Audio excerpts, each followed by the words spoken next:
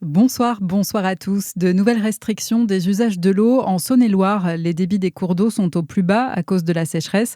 Plusieurs secteurs sont en crise. Le niveau le plus élevé à l'usage de l'eau est strictement réservé à ce qui est indispensable, l'accès en eau potable et l'abreuvement des animaux.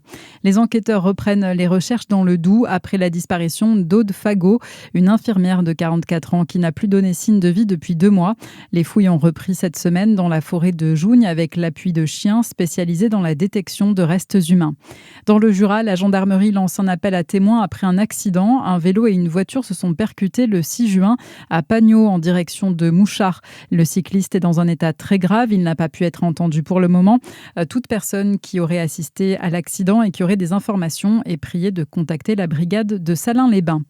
L'agriculture bio recule encore en Bourgogne-Franche-Comté. Pourtant, selon une enquête de l'Institut de l'agriculture et de l'alimentation biologique, elle contribue à la réduction des émissions de gaz à effet de serre. L'an dernier, dans la région, le bio concernait 15% des fermes de la région et près de 10% de la surface agricole utilisée.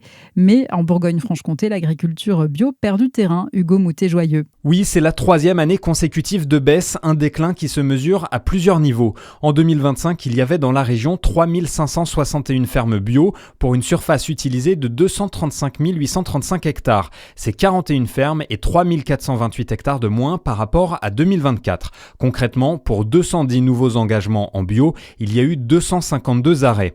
Les productions en vignes et légumes progressent légèrement, mais les céréales et surtout l'élevage régressent avec moins 6,5% pour les vaches allaitantes et près de moins 10% pour les vaches laitières. A contrario, les ventes ont augmenté en 2025 dans la région, plus 4,1%. C'est plus que sur l'ensemble du pays. Dans notre région, c'est le département du Jura qui a la surface agricole utilisée en bio la plus conséquente, avec 14% de la surface du territoire. Dans l'actualité aussi, 44 000 personnes évacuées en Gironde, plus de 12 000 hectares brûlés. La situation continue de se dégrader au nord de la presqu'île du Cap Ferré qui est en cours d'évacuation. Les Landes et le Var sont également touchés par des feux.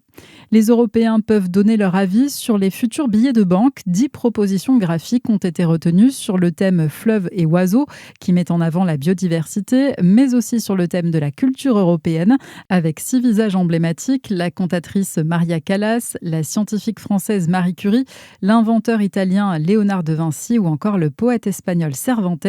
Vous avez jusqu'au 21 septembre pour donner votre avis sur le site de la BCE. Et puis Tadej Pogačar remporte la 19e étape du Tour de France au sommet de l'Alpe d'Huez.